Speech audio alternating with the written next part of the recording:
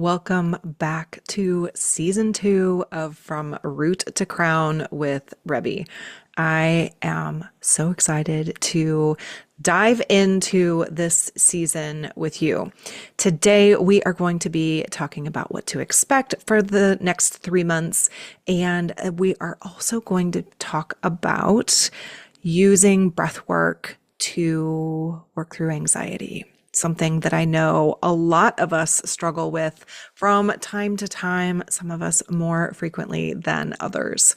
So let's get into what season 2 has in store for all of us. We are going to be talking about anxiety quite a bit. Like I said, later today, we're going to dive into how I use breathwork to support my clients who have anxiety. We are going to have a couple of bonus breathwork sessions, meditation sessions, just like last season. We're going to be talking about rest and intrusive thoughts and how to work with those, how to accept those and move through them. We're going to be talking about tarot as a self-care practice and how you can use tarot to connect with your intuition and your subconscious, and how that can be a really beautiful way of caring for yourself and your soul.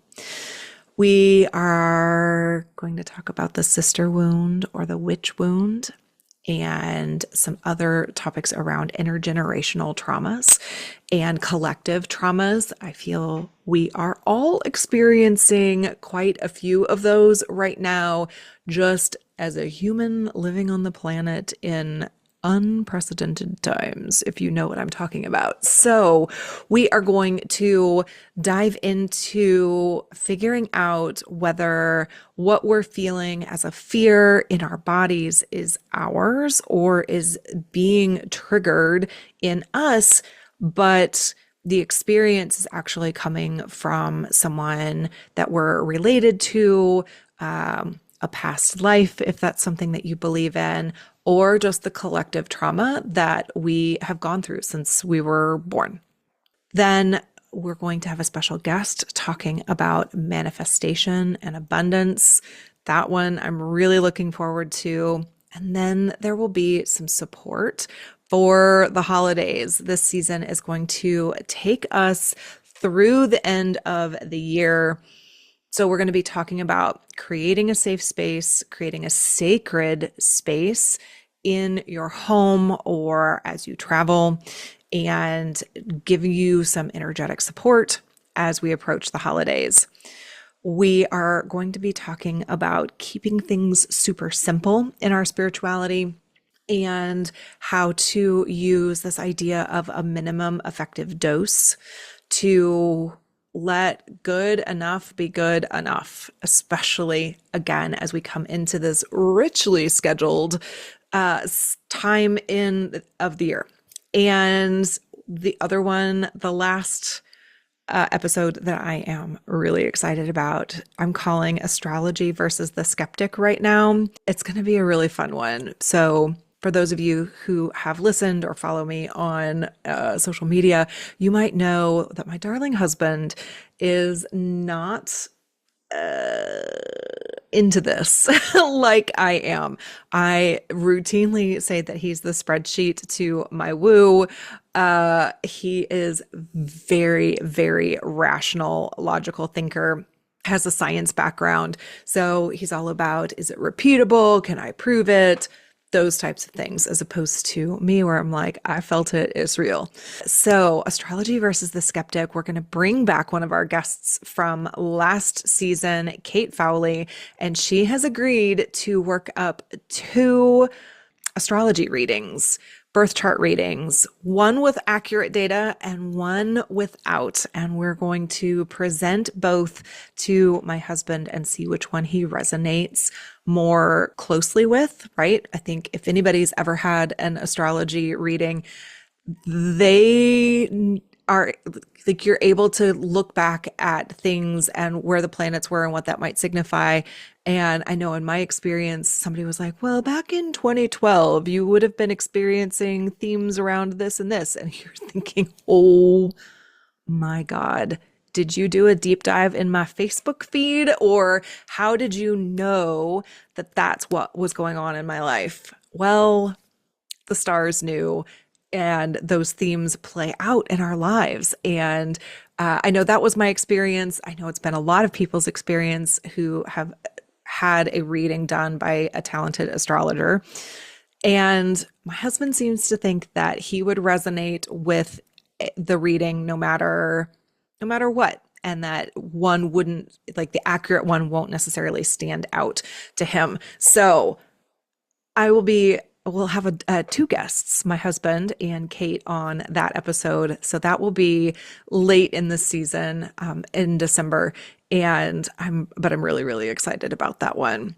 And I don't know, maybe he's right. Maybe for him, he will be able to find connection to both of them, and the right one won't stand out to him. But I have a suspicion that I'm right and he's wrong. So stick around through the end of the season to see who prevails, the skeptic or the believers. And we'll just see how this plays out in real time. No fake news, no editing to make it align to my preconception or wishes on the topic. So that takes us through to the new year, and I'll take another little break from podcasting then and see what season 3 might look like. But that is the roadmap. That is where we are headed over the next 10, 12 weeks that we are going to spend together here in season 2. So let's dive into how breathwork can really support you in periods, in times of high anxiety.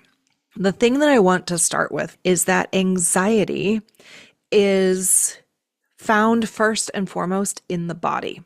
So the things that you associate in your mind with anxiety are symptoms in your body, right? You feel a racing heartbeat, you feel some nervous energy in your body, and then your mind goes through and makes meaning out of the sensations that you are experiencing in your body. And sometimes it's simply that you need a glass of water and your body is sending you signals to get you to take action. And it's actually not anxiety. It is a physical need that you have, whether that's to stop scrolling, whether that's to get better sleep, whether that's, you're overstimulated, those types of things. So breathwork practices can help give you the space to figure out whether the signals that your body is sending you has another root cause, or if it is truly anxiety. And anxiety is really about your mind being stuck either in the past or in the future. And you're either reliving a scary event, an event where you felt like you didn't have agency, where you didn't have control, or you are worrying about an event in the future where you are forecasting that you are not going to have control or agency or the resources that you need to respond appropriately to whatever it is that's happening.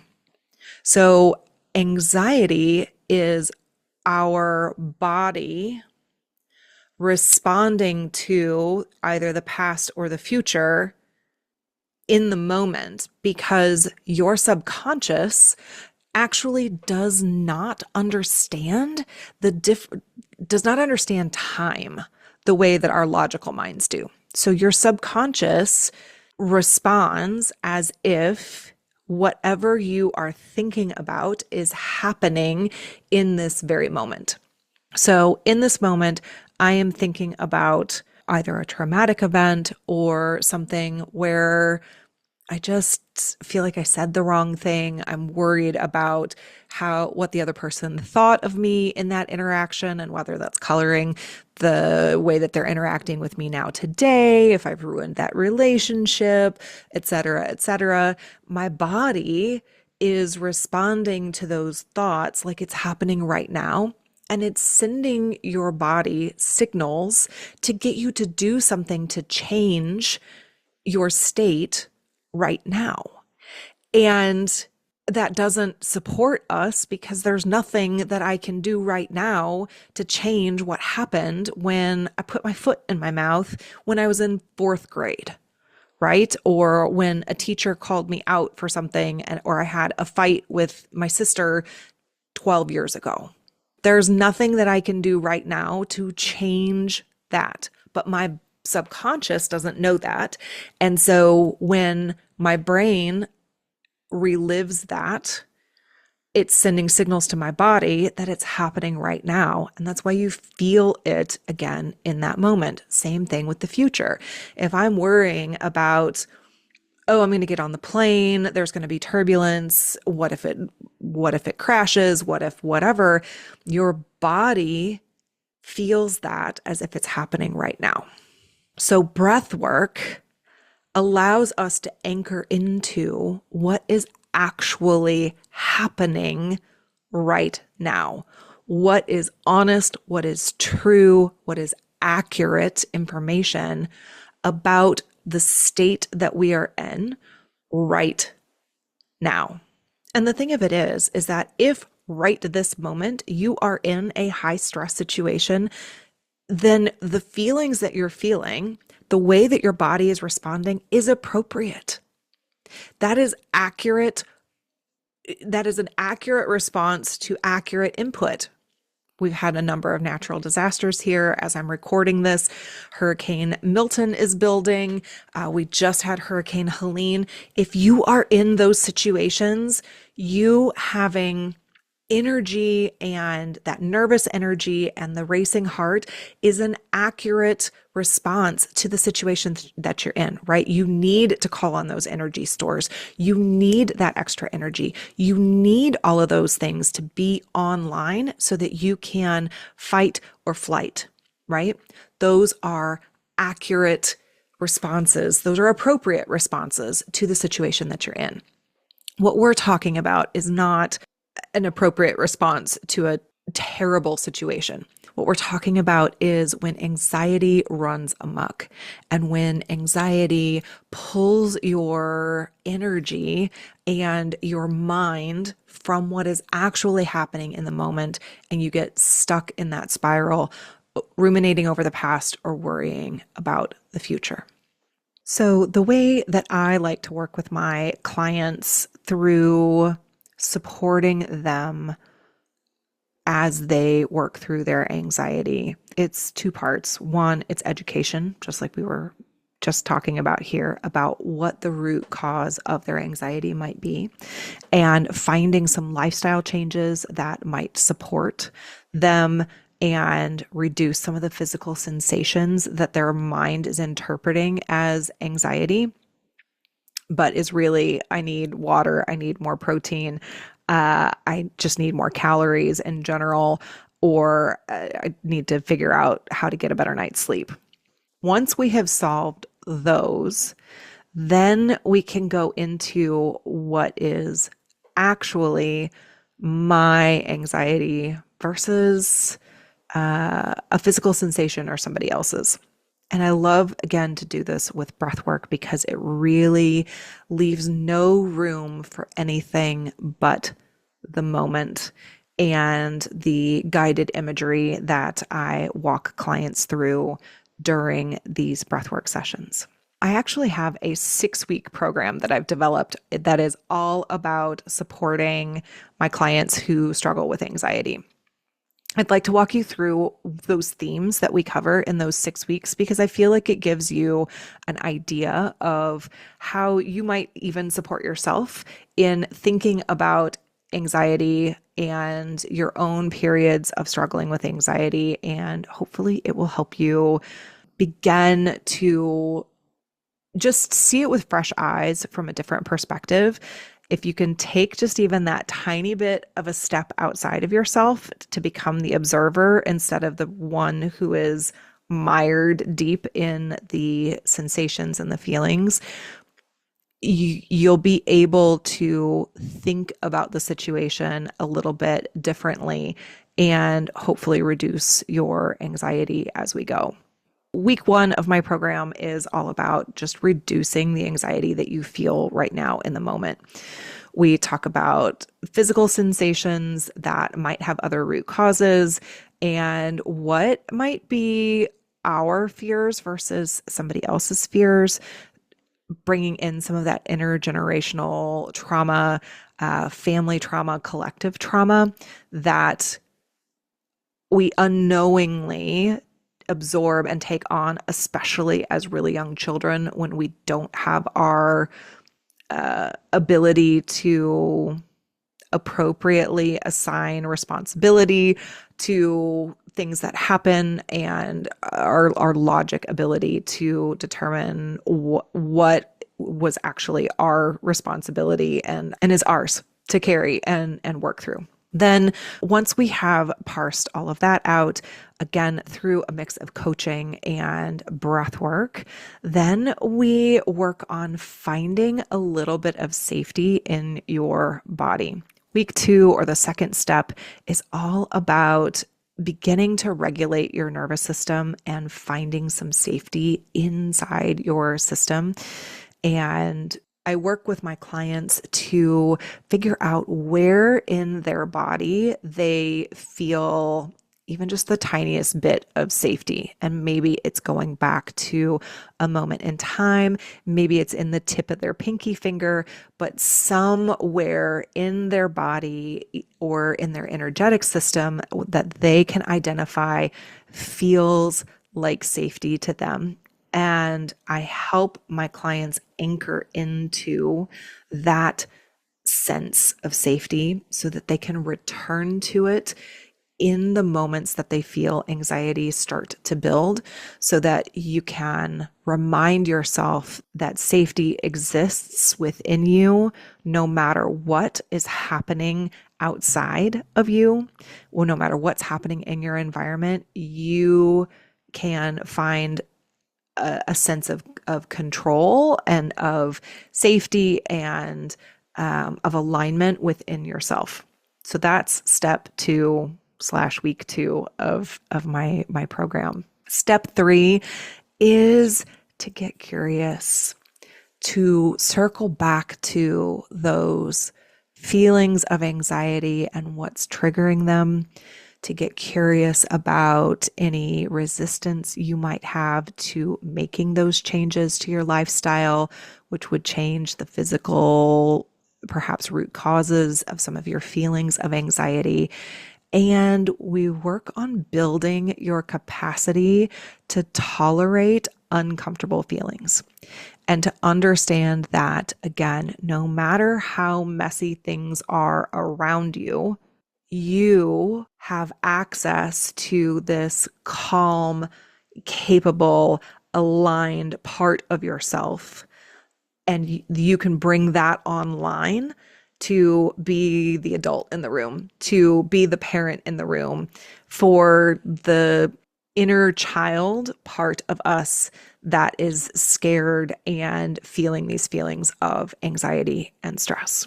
So it's all about getting more comfortable being uncomfortable and getting curious and digging a little bit deeper into the triggers and the things that are routinely bringing up feelings of anxiety for you. The fourth step is to anchor into that connection to the higher self. It is all about being able to quickly bring that inner adult, that wise self that's connected to the divine being of your choice, your practice, universe, source, God, whoever you connect with, but that part of you that's connected to that sees the big picture, that sees things more clearly than this human shell and this 8-pound meatloaf that we have in our heads is interpreting things. So this is about connecting to your highest self and that inner knowing and being able to foster that relationship and that connection to self so that we increase your sense of safety, that felt sense of safety, the confidence that you are going to be able to manage whatever it is that comes your way. Those types of feelings is all about what step 4 is of this connecting with higher self. Step 5 is about stepping back again. And as we have reinforced that connection, as we have regulated your nervous system, worked on, growing these things, seeing if we can find a different perspective on the things that are triggering these feelings of anxiety for you. Can we look at the past in a slightly different light? Can we send appreciation back to the version of us who did the best that we could in that moment? Is it what we would do today? Maybe not.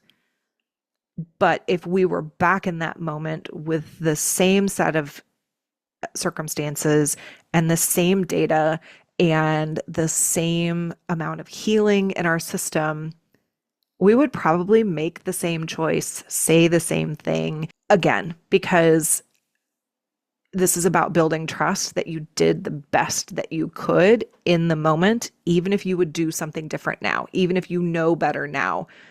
You didn't then, so you couldn't have made a different choice because that choice wasn't available to you the way that it is today.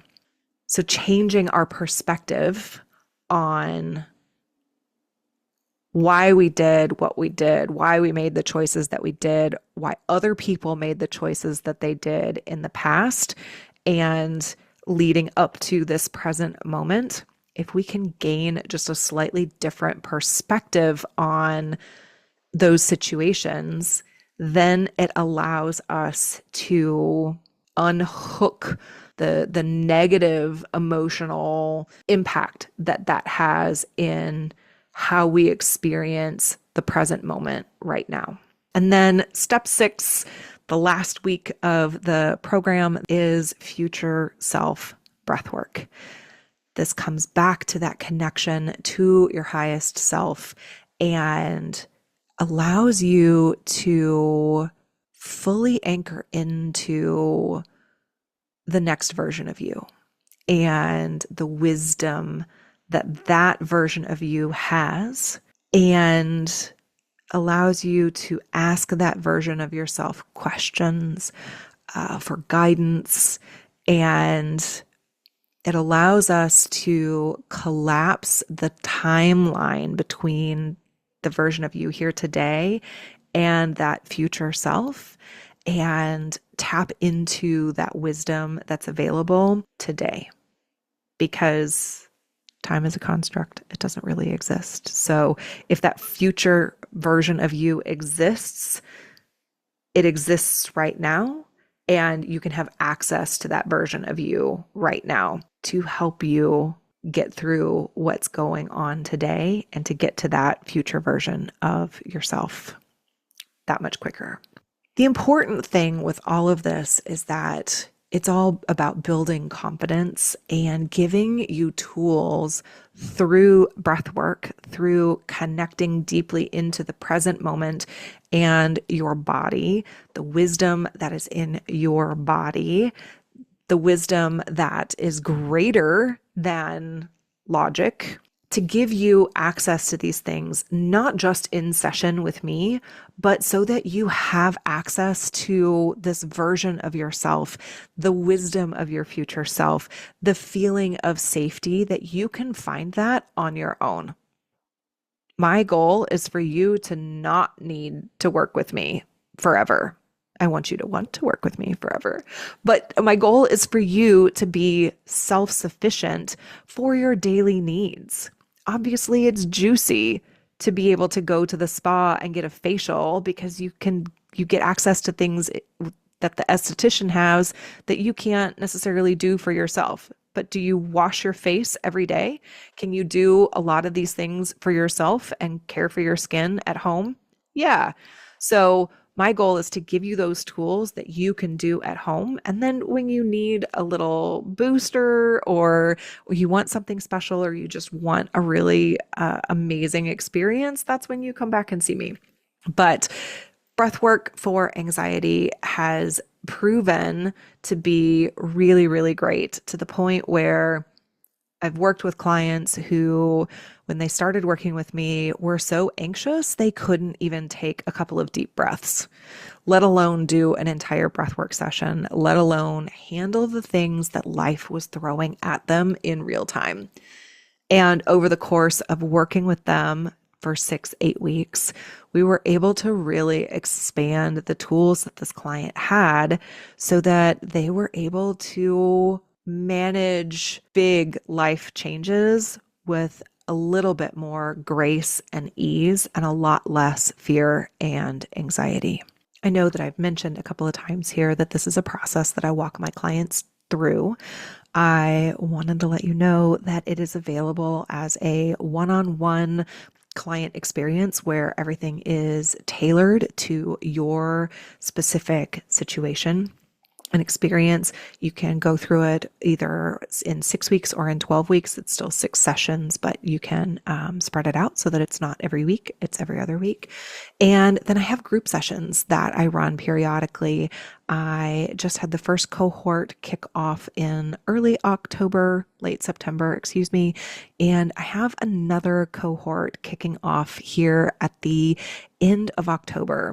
I wasn't going to run a second cohort this year, but I think that the support through the holidays is so necessary, especially here in the US. We're in election season, followed by the holidays, that I think getting this support in a group setting is going to be really, really interesting and can support you if you have any travel anxiety, get together with the relatives anxiety, or just struggle with the pace that we sometimes impose upon ourselves over the holiday season.